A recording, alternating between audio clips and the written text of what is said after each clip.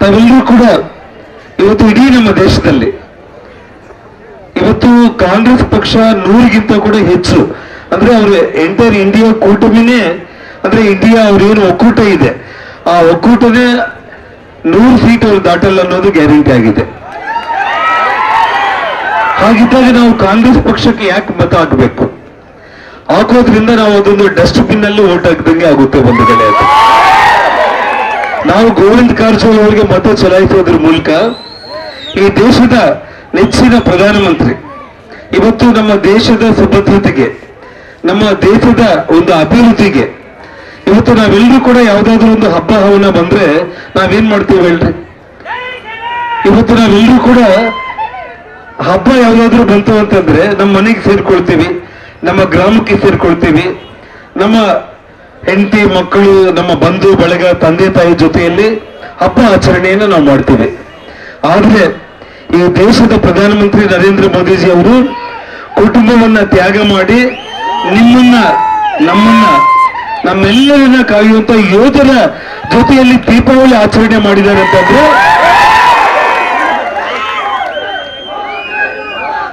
ಅದು ಸನ್ಮಾನ್ಯ ನರೇಂದ್ರ ಮೋದಿಜಿ ಅವರು. ಅಂದ್ರೆ ಇಡೀ ಕುಟುಂಬವನ್ನ ತ್ಯಾಗ ಮಾಡಿ ನಮ್ಮನ್ನ ಕಾಯುವಂತ ಯೋಧರ ಜೊತೆಯಲ್ಲಿ ದೀಪಾವಳಿ ಆಚರಣೆ ಮಾಡಿರುವಂತ ಒಬ್ಬ ನೆಚ್ಚಿನ ಪ್ರಧಾನಮಂತ್ರಿ ಮೋದಿಯವರು. ಇವತ್ತು ತಾವೆಲ್ಲರೂ ಕೂಡ ಆ ಮಾತು ನಾನು ಹೇಳಿದ ತಕ್ಷಣ ಮೋದಿ ಮೋದಿ ಅಂತೇಳಿ ಇವತ್ತೇನು ತಾವೆಲ್ಲರೂ ಕೂಡ ಕೂಗ್ತಾ ಇದ್ದೀರೋ ಅದು ನಿಮ್ಮ ಹೃದಯದಿಂದ ಬರ್ತಾ ಇರುವಂತ ಅಭಿಮಾನ ಬಂಧುಗಳೇ. ಒಂದು ಮಾತನ್ನ ಹೇಳಿ, ನಮ್ಮ ಮನೆಗೆ ಏನಾದ್ರೂ ನರೇಂದ್ರ ಮೋದಿಜಿ ಅವರು ಬಂದು ಹೋಗಿದ್ದಾರ? ನಮ್ಮ ಮನೆಗೆ ಏನಾದ್ರೂ ಬಂದು ಟೀ ಕೊಡ್ದು ಹೋಗಿದ್ದಾರ?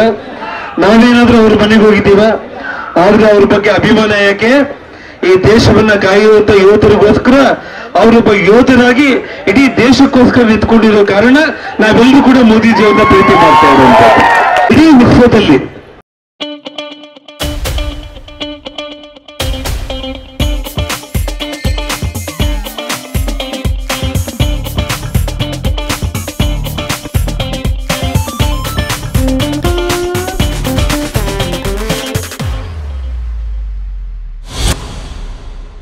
ಇಡೀ ವಿಶ್ವದಲ್ಲಿ ಬಲಿಷ್ಠವಾದ 3-4 ರಾಷ್ಟ್ರಗಳಲ್ಲಿ ಭಾರತ ಕೂಡ ಇವತ್ತು ಒಂದಾಗಿದೆ ಅಂತಂದ್ರೆ ಅದು ಸನ್ಮಾನ್ಯ ನರೇಂದ್ರ ಮೋದಿಜಿ ಅವರಿಂದ ಬಂಧುಗಳೇ.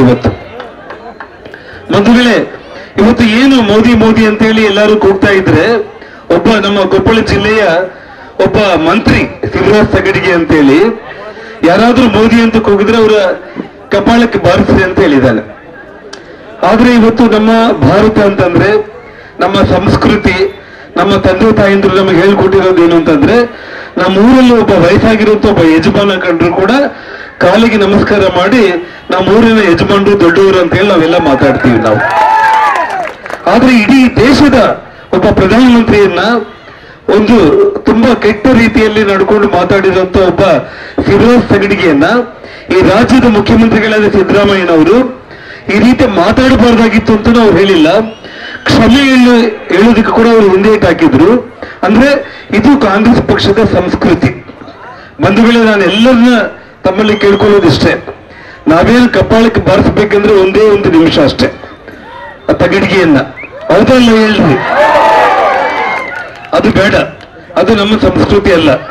ನಾವೇನು ಮತಪೆಟ್ಟಿಗೆಯಲ್ಲಿ ಗೋವಿಂದ ಕಾರಜೋಳ ಅವರಿಗೆ ಏನು ನಾವು ಮತ ಚಲಾಯಿಸ್ತೀವಿ ನೋಡ್ರಿ, ಆ ಒಂದು ಪ್ರತಿಯೊಂದು ಮತ ಕೂಡ ಅವನ ಕಪಾಳಕ್ಕೆ ಬಾರಿಸಂಗಾಗುತ್ತೆ ಬಂಧುಗಳೇ. ಹಾಗಾಗಿ ಆ ಸಂಸ್ಕೃತಿ ಇಲ್ಲದೆ ಇರುವಂತ ಕಾಂಗ್ರೆಸ್ ಪಕ್ಷ, ಈ ದೇಶದ ಅಭಿವೃದ್ಧಿಯನ್ನ ಕಾಣದೇ ಇರುವಂತ ಆ ಒಂದು ಪಕ್ಷಕ್ಕೆ ನಾವು ಯಾರು ಕೂಡ ಮತ ಚಲಾಯಿಸಬಾರದು. ಇವತ್ತು ರಾಂಪುರದಲ್ಲಿ ಈ ಜನಸಂಖ್ಯೆಯನ್ನು ನೋಡಿದ್ರೆ ಇವತ್ತು ನನಗೆ ಸನ್ಮಾನ್ಯ ಯದುವೀರ್ ಹನುಮಂತಪ್ಪ ಅವರ ಕುಟುಂಬ ನಿಜವಾಗ್ಲೂ ಕೂಡ ಅತ್ಯಂತ ಆತ್ಮೀಯ ಕುಟುಂಬನೇ ಬಂಧುಗಳೇ ನನಗೆ.